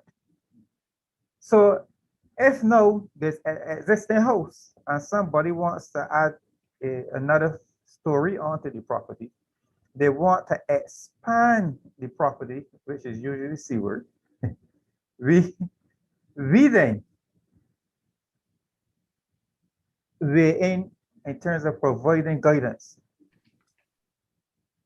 on that new development on an existing structure. Okay, so therefore, if they're looking to expand it, as the director just pointed out, we ask, and they're within that 30-meter setback, for example, we ask them to hold the line. All right? Hold the line. Don't make yourself any more vulnerable than you already are. So I just felt there was a need to distinguish between, make a distinction between existing development, which is inactive from a planning perspective, and existing development that is actively in the planning application process, for which the recommendations of all strategic partners in the planning process will be solicited by the planning agency, being town planning. Okay, so I felt that was important. And to add further, and it was asked of the plan, where does it provide guidance? So I remember distinctly in Mr. McHugh's presentation, he made reference to what I believe is table C16. Table C16 on page 133, I believe, in the draft plan that you can find on our website. If you just go on the website and pull it up quick, you will see a table. And that table, in one of the columns, lists that if there is existing development in it, you know, you don't, the policy is you don't go any further seaward within the 30-meter setback zone. Okay? So therefore, the ideal principle that you would like, the picture perfect scenario, is that new development should be able to comply to the minimum recommended setbacks as outlined in the plan. Okay, for the reasons as outlined, protect our landscape, and everybody that loves Barbados know, for example, we love to protect the landscape of our east coast of our island. We love to protect the beaches of our country. You hear it on calling programs every time somebody does something. We at the unit, we get numerous complaints every day. Somebody dumping garbage or fridge on the beach. And so people love our coastal zone. They're passionate about it. All right. So the plan is here. Those setbacks speak to risk, climate change. They're the same setbacks that keep our beaches free of structures, because people own up to the high water mark in many cases. Okay. And so that we can walk laterally along our coastline with our families, our friends, our loved ones, you know. So the plan is here. So all it requires is that when you go through the pages of it, the tables, their action plans, the information is buried in there. It appears to be a thick document, but it is sectionalized and structured in a way that it takes you more from the early sections, give you the appreciation for what's going on, what the intent is, and then in the later sections of the document, you get down to the meat of the matter, the detailed guidance. All right, it gives you that from the general down to the nuts and bolts. It's there. Thank you. Right. I just want to add two things to the question about the plan in terms of being applied retroactively. If you take back somebody's permission, it carries with it compensation. So if you give somebody permission to erect a house along the coast, but now you have different requirements, and if you want to apply it retroactively and revoke that person's permission, the government is bound to compensate that individual. And certainly we will have to do that for the entire coastline. The other issue is, how is this new scientific information applied? And the planning law clearly states that a plan in preparation can be considered as material consideration. So as this plan, even though it's not approved, it's in preparation, it can be used to assess planning applications at this point in time, because we have the new scientific information which can be applied to all those new applications which come before the director.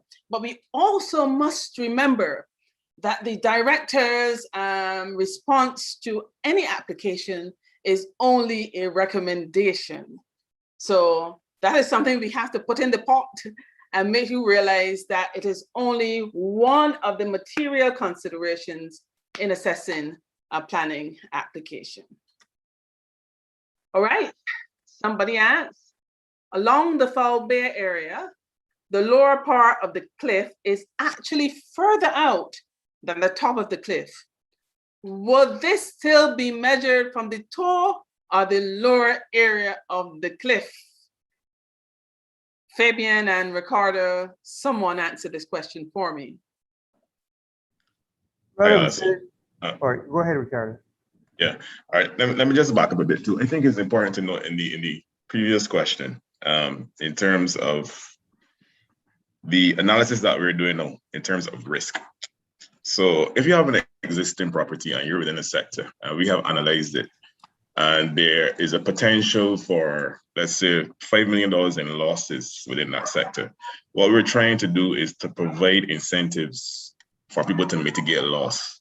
So it's going beyond the establishment of a setback, and then people push back, thinking that the regulators are being harsh and they are trying their best to make us to use as much space as they can. This is a situation now where we have solid science using the latest technology, which shows that you are at risk for a certain dollar amount, and then encouraging you to implement cost-efficient measures to reduce your risk. So I believe that it could be framed differently, and there will be those that have existing properties that will seek to mitigate their losses. But we can discuss that further. In relation to the question about the cliff, so the configuration of the cliff face is incorporated into the engineering analysis. So like I said, it is not just a matter of a distance from the undercut, it is an assessment of the cliff to carry load. So the boreholes were done, the compressive strength of the rock is done, the drones measure the undercut, so all that went into the analysis. So your setback would be based on the capacity of that cliff to carry a load. And it's not just a simple assessment of distance from either the top or the bottom. Understood? So it is a more involved process. So where the load can be safely carried, that is where you would recommend that you place the building that is the closest location to the cliff edge that we would recommend that you place the building.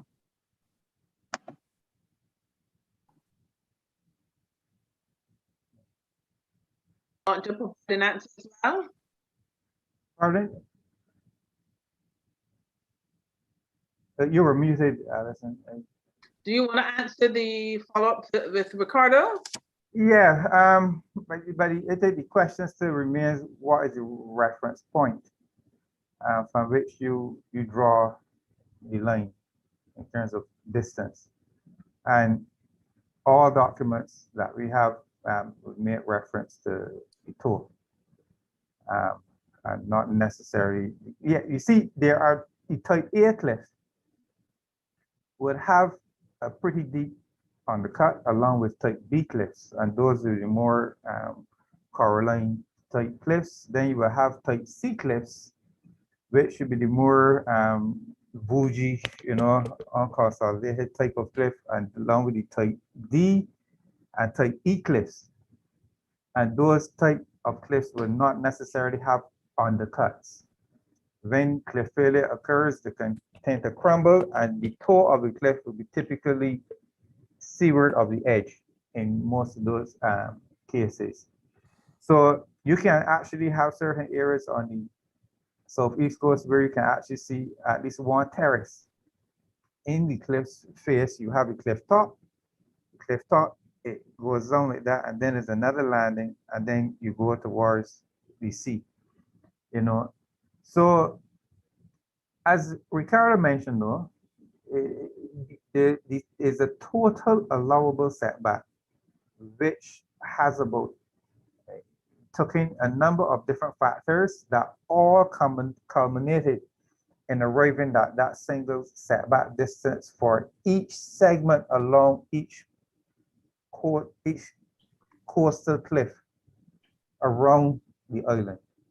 Okay, and as was mentioned in Mr. McHugh's presentation, it can range from 18 meters to as much as 65. Yes. And you could be in an area, there was one area, for example, where it could be 18 meters and you walk 5 meters to the left and you're in a 20-meter setback area.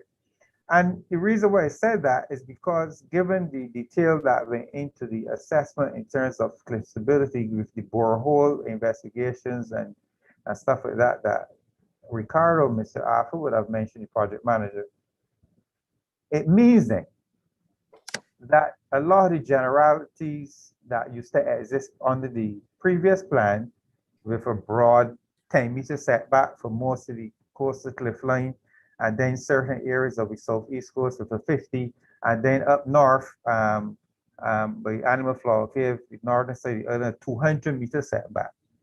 You know, a lot of the generality has been removed, and we've got down to, we've used the science, we've used the geotechnical survey investigations to now be able to provide a lot more detail in setback.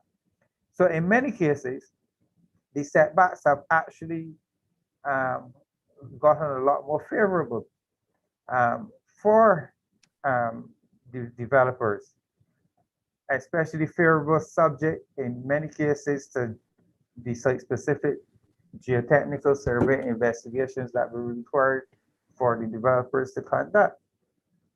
And you always have to bear in mind that the purpose of doing this is, one, to recognize that the cliffs are subject to failure. We would have had the failure at Foul Bay, the massive one.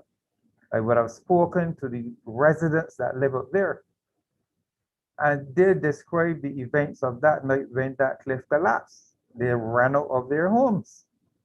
And one developer there, he is still so fearful, he built his new residence at the most landward extent of his property. I kid you not. And this is the personal recollection from speaking to the people in those areas, and cliff failure continues. So much so that they're concerned about neighboring developments that may cause vibrations and further collapse. So the geotechnical surveys are important. We won't want another Archcott situation on the coastline. And this is the premise on which we make the recommendations, and it's in the interest not only of property, but of lives, because when the cliff failed, people were sleeping. You know, so it's not just about hard buildings, concrete and wood, metal. It's about people and your safety.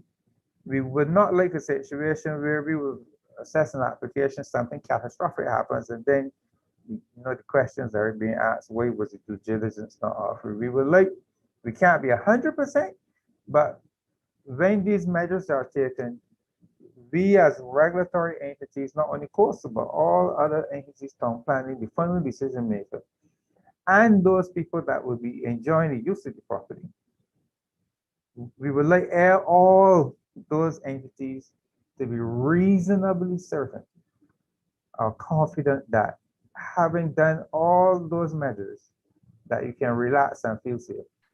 And it gets as simple as that. All right, thank you, Fabian. Ramon, there's a question for you. What or where is the most vulnerable section or segment of our coast?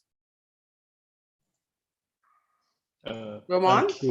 Thank you for having me on, Alison. Thank you for the question.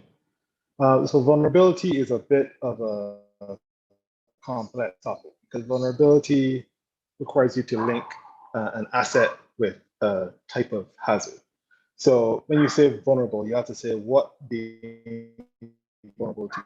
So you may have a building that's on the coast that is highly vulnerable to storm surge, whereas you could have a building that is further inland that has no vulnerability to storm surge. So, and it could be made out of the same materials, but just that one is exposed to the hazard and one isn't. So when you're speaking about vulnerability, you can have vulnerability of buildings, vulnerability of persons, vulnerability of environmental assets. So vulnerability is a big topic. But if you are more concerned about vulnerability of infrastructure or buildings or built assets like houses, then a lot of it comes down to the density of the the communities along the coast, as well as the value of the buildings in those communities. And because of those two factors and the exposure that those communities have to things like storm surge and tsunamis, potentially tsunamis, these segments or sections of the coastline that are most vulnerable in terms of storm waves and built assets or the built environment would be sub-area 6, which is from Maycox Bay to Bats Rock, that's the majority of the West Coast, as well as sub-area 8, which is from Needham's Point to South Point, which is the majority of the South. So, and the reasons for that is that, it's a lot of touristic development, it's a lot of villas and expensive homes along most of those coastlines. That's where the majority of our tourism product is, which is why the vulnerability for the built environment is so high in those areas. But that is just vulnerability to the built environment. There's also social vulnerability, which would be different, environmental vulnerability, which would be different. So if there's any more specificity that you would like in the response, then you can always send us a request for more information. Thank you.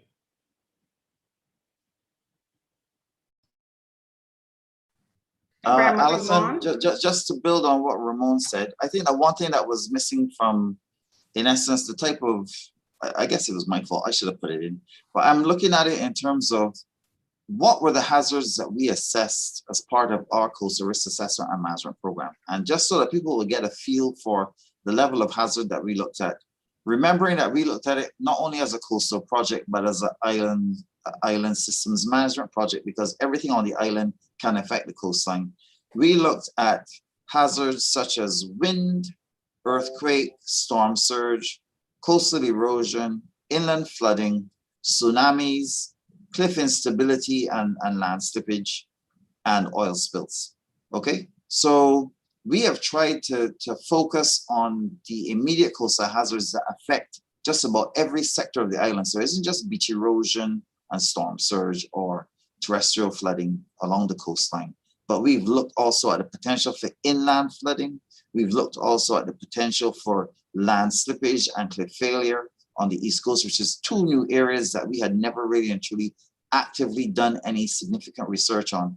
And the components that Ricardo was talking about before, in terms of the type of technology that we had to use to get the tow positions on cliffs using drones with lasers, and the depth of penetration of the caves up in St. Lucie, where even 200 meters inland in some areas like Salmons, we get blowholes coming up inland. We had to do that sort of level of technological application onto this project. So like I said, I gotta commend the guys, the project team and the guys generally for the excellent work that was done. But it's 8 coastal hazards and island-wide hazards that we looked at generally that gives us this capacity to do the type of work that we presented in the plan. If I could add, there will be some areas of coastal cliff that the geotechnical survey investigations will clearly outline are very high risk areas that they would not recommend development in. But they're small segments, and there are a number of them, so it wouldn't be practical to attempt even to list the locations here. The plan would have a general schematic where in one of the slides, Jonathan provided, you see high risk, low risk and stuff like that for the cliff areas to give you a general thing. But so we do provide that information if your development falls in that area. We find it falls in that area when we conduct our assessment of applications as well. As Ramon correctly pointed out, as long as you're beachfront development, you are at risk, especially if you're already located inside that recommended 30-meter setback area, either via encroachment, either via the CKM2U, via erosion. Once you're in proximity, that type of proximity we see at that low elevation, which approximates sea level, and having unconsolidated material being big sand between you and the water, which can be washed away. You are at high risk. And this is why we are almost evangelistically making the argument all the time to discourage people from encroaching development onto beach lands within the setback zone, in order to almost protect people's investment, because it's a lot of money that is invested in coastal infrastructure development and businesses and employment opportunities and social equity involved. So I would recommend that everyone views beaches from a physical development standpoint as very high risk zones, and hence acknowledge and implement the recommended setbacks as to the maximum effect as is reasonably possible that you can, and treat the cliff tops as potential cliff failure zones to varying degrees as outlined in the studies that was done, and to please adhere to the recommendations and do the necessary studies when required to safeguard your investment and the lives of those who occupy the properties. Thank you. Very much. Vivian, one last question before we close. Someone asked about if there are any videos showing the experts using the drones to access the caves that we spoke about earlier, Ricardo.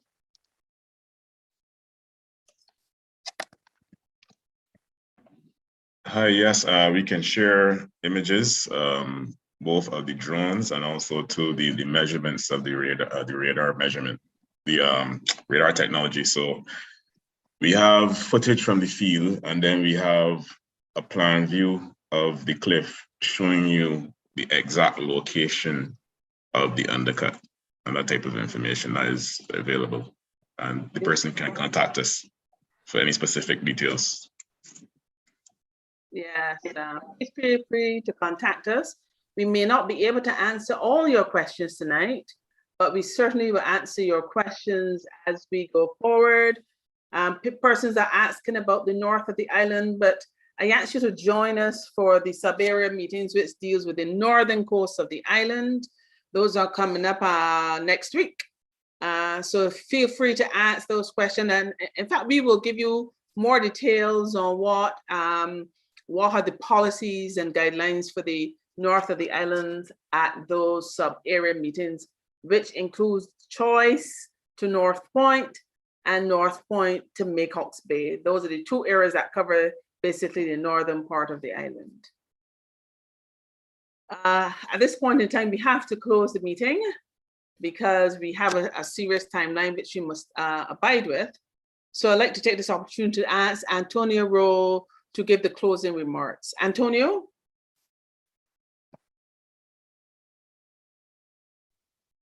Thank you very much, Alison. And for one final poll. Okay, ladies and gentlemen, public, it's been a long night and there's been a lot of information that has been disseminated towards you. I think even for me that know most of it, it's been quite an extensive bit of information that has been disseminated. So without further ado, on behalf of the CZMU, the consultants, the chairperson, I would like to thank you very much for coming out and participating. I hope that you got a better understanding of how the new draft ICZM plan works, how it will help you, specifically how it relates to your sub-area 1 in terms of development. And of course, as was mentioned previously, if you have time to marinate on it a bit more, you have some more questions, you most certainly can message us on the web page and certainly and the WhatsApp number that's there as well. Also, if it is that you know any other person who may be interested, please tell them to get on the website and ask the questions. And of course, if you have people or friends who live in any of the adjoining sub areas, you can let them know that we'll be coming there soon. And we look forward to hearing from you as soon as possible, because of course the process is transparent. We want to make sure we get all the information from as a wide cross section of the public as possible. So thank you very much again for tuning in. Have a safe night. Good night. And we'll talk to you later. We have one more poll. We have one more poll. Jonathan, go ahead and deliver the last poll, which will close up the meeting. Thank you, Alison. And on behalf of the whole panel, we'd like to thank everybody for staying with us. Just to wrap this this evening up, we've got a couple of last questions just to get everybody's views on what they've heard and with regard to the detail of the plan. So if I can ask the Cantabria team just to load up the final two questions. We're interested to get your views on the following. From what you've heard, does the ICZM plan better align with existing regional, national policies, strategies with regards to climate change adaptation delivery for your country? Give us your perspective as to whether you feel that it is excellent or poor in terms of aligning national strategies with climate change adaptation. We still have, sadly, some people have left, but we still do have close to 30 people. So it'd be good to get everyone's view on that. And then once that's compiled, I think we have one final question after that. So we'll just give a couple more seconds for people's views. And then we'll sort of present the final results.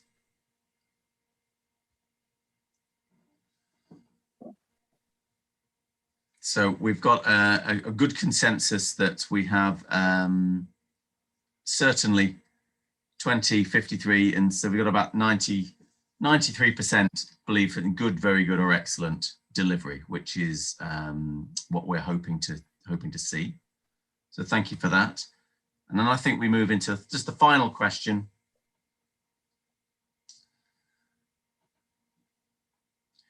And it links in with the previous one. But what degree do you feel that the Coastal Zone Management Unit now have the tools, the systems, the data platforms to actually help implement the ICZM plan? And are the tools designed to respond to the information and adaptation needs of Barbados?